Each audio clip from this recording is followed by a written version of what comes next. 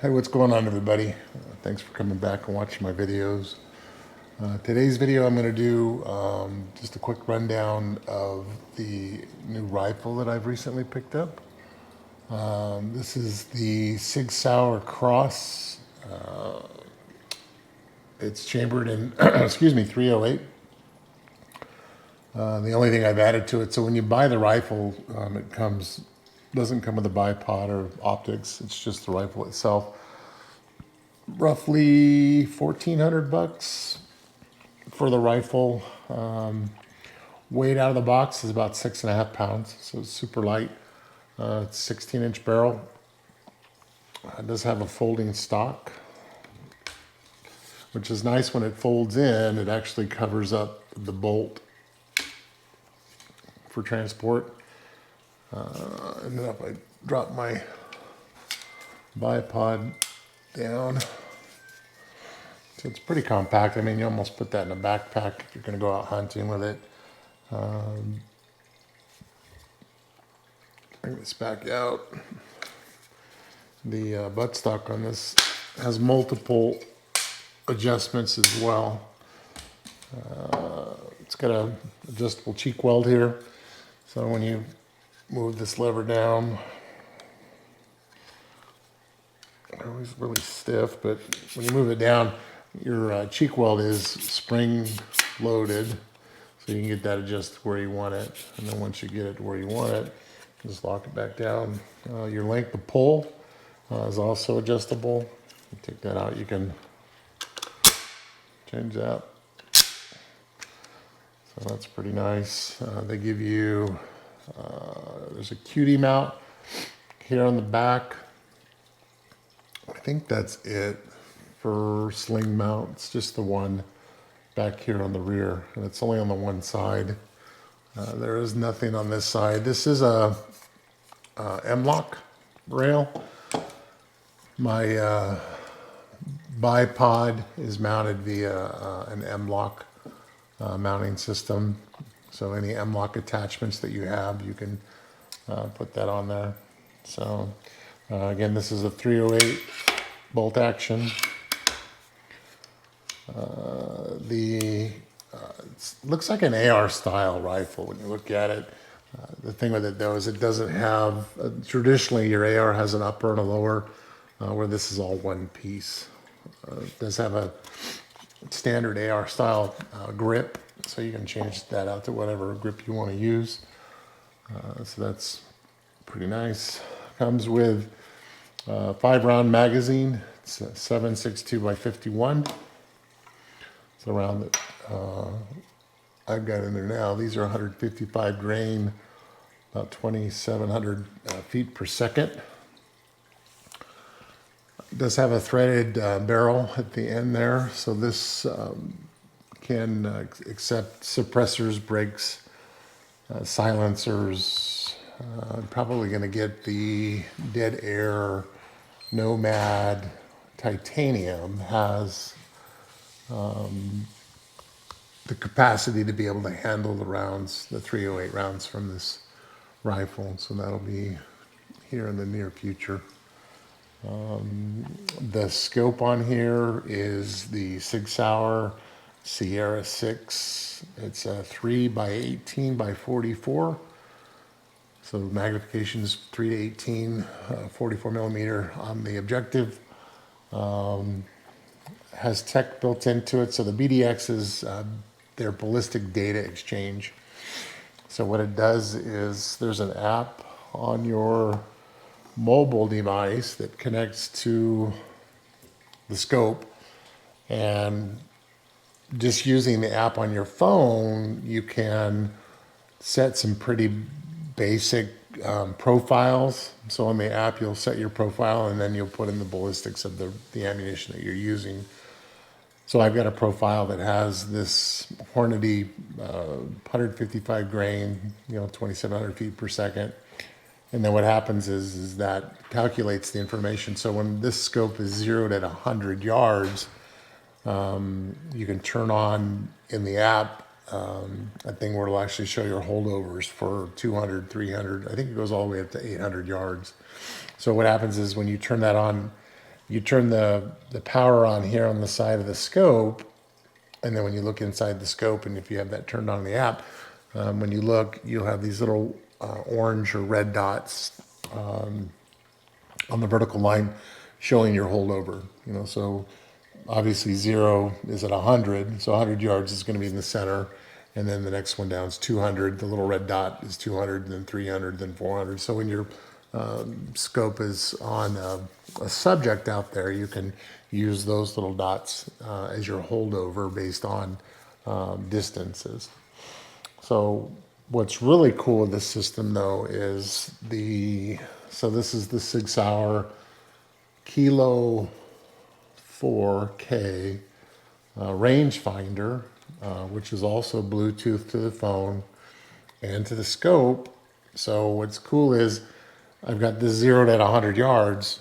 When I did some testing out here in the backyard across to the mountain range back behind my house, I ranged just a pile of rocks, you know.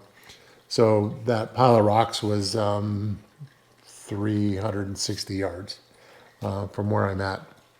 As soon as I let go of the button here from ranging it, the little blue Bluetooth light up here starts blinking on my scope, letting me know it's receiving that information from my rangefinder. And then what's cool is once I did my range find on that distance, when I look through my scope, the red dot is put in there for me automatically, the holdover. So what that means is because the scope is zeroed at 100 with the ballistics for the caliber that I'm using, so it knows, you know, how it's going to travel. Because that target's 360 yards away, it puts that red dot down on the vertical line as my holdover. So now I'm aiming there, which is obviously going to put the round where it needs to be based on the range that the finder calculated. So very sophisticated sighting system, very, very neat system. Super clean on the graphics inside there. You know, when you look and you range something, the little lights that come on in there are super bright. It tells you last distances. I can see the mode that it's in. It says BDXU.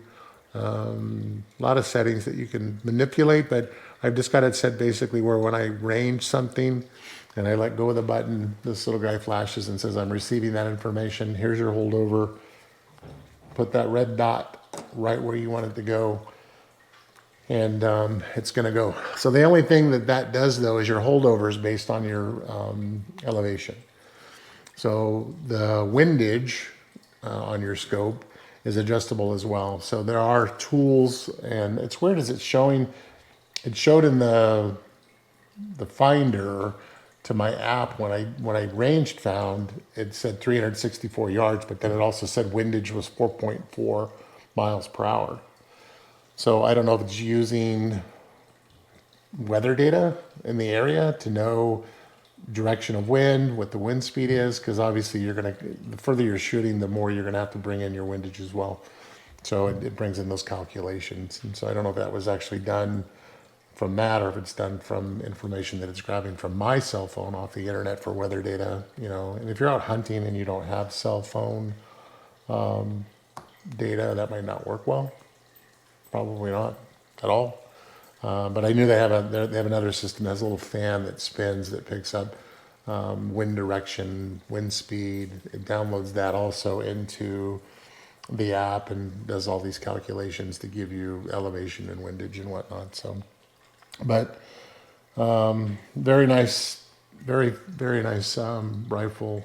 I went out and shot this yesterday with my dad at the Garden Valley outdoor shooting range. We had a good time with it. It took a while to sight it in. I've never really sighted in a rifle before. So, I mean, I have years and years ago, but when you get down to something like this, it's a little bit different, you know. And me being a tech guy, that's why I kind of went this route, as I'm a tech guy. I love tech.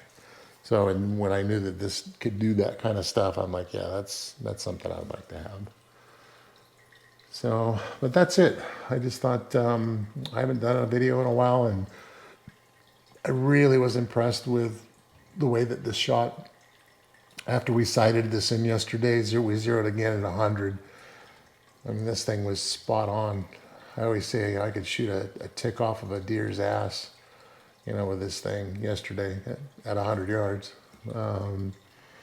That's all we had at the range. It doesn't go any further than 100 yards. So there's a couple of ranges out here that go out to 500. There's one that goes to 1,000. So I'd like to go out there and test the range capabilities with the rangefinder and the scope and just see how it does. But very pleased with this purchase.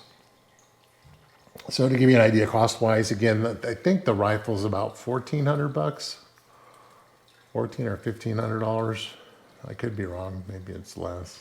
I don't know. I'm not looking at numbers, but that's just off the top of my head. The scope, the Sierra6, again, 3-18 by 44. This was about $1,000 for the scope. And then the KILO4K, I think, is $500 or $600. I think it's $599. It's about $600 for the rangefinder. So, but comes with a nice little carry case. And they give you a little lanyard that you can use if you wanted. A little clip you can put on your belt. So that's pretty nice there, and that's about it. I don't think there's anything else that I missed on this guy here. Nope.